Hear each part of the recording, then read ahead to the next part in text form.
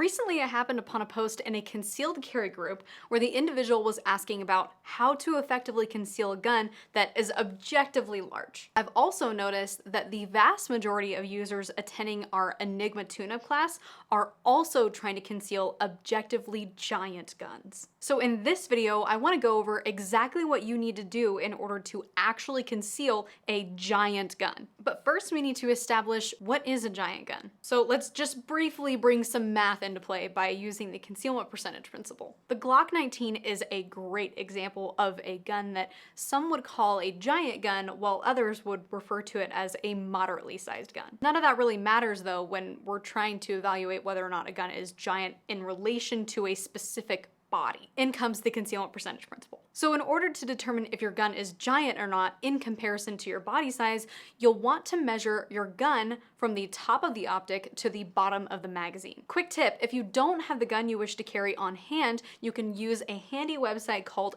Handgun Hero to find almost any gun's measurements. You can even compare and contrast different pistols. Next, you'll want to also measure your body's hip-to-hip distance. You can do this by feeling for the front of your hip bones and then rotating your fingers in until you feel the innermost portion of your hip bones. The distance from each of these spots is what you'll want to measure.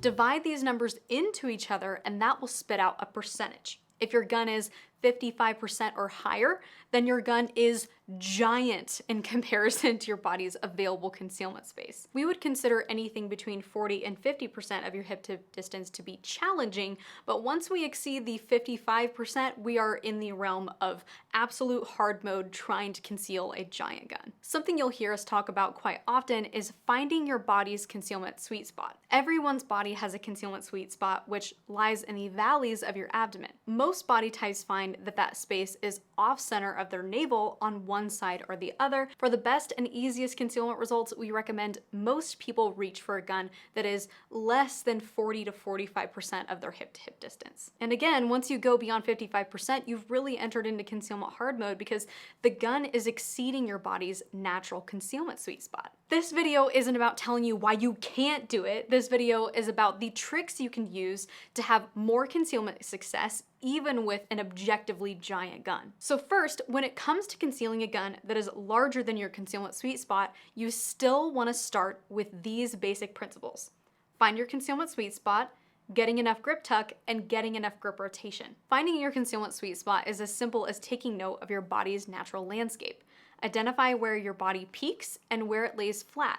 Many body types peak right in the center of their abdomen, but have valleys on either side. Some have valleys lower, while some have valleys higher on their abdomen. Make sure to watch our full concealment sweet spot guide here. And since your gun is giant and exceeds your concealment sweet spot, your concealment journey won't be as simple as just nestling your gun into a valley, because it will inevitably sit outside of those natural boundaries. This is where it becomes very important to be patient about making very fine-tuned adjustments. Don't be afraid to move your gun from one side to the other, up or down in small amounts at a time. Think centimeters or inches at a time. Next, you'll want to ensure you're getting the grip tucked and rotated into your body. If the grip protrudes in any way, it will print easily. We achieve grip tuck and rotation by using concealment features like wings or wedges and combining them with pressure from a belt or an Enigma. You'll know if your belt is too loose if you're able to move your holster from side to side. There will always be a little bit of play in the gun movement, and that's not due to the fact that the holster is able to physically move from side to side like here,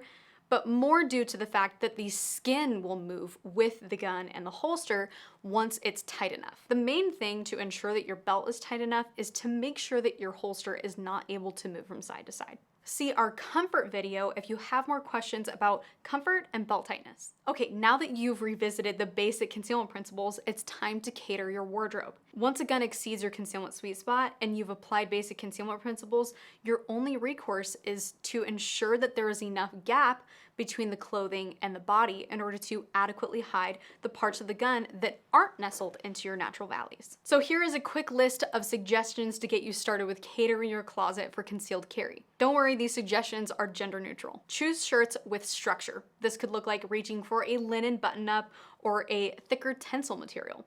Choose shirts with busy patterns that can help break up any inorganic shapes caused from the gun. Try reaching for jean or pant materials with more structure. I wouldn't recommend an exceptionally stretchy material when trying to optimize concealment. You'll likely find that the stretchier the garment for both top and bottom, the worse your printing will be. Carrying large guns requires knowledge and technique. Realistic expectations are key. And with the right skills, you can make the best out of even a really difficult gun. But expect to take some time and experiment at home with different techniques. It's not an easy road, but you'll learn a lot along the way.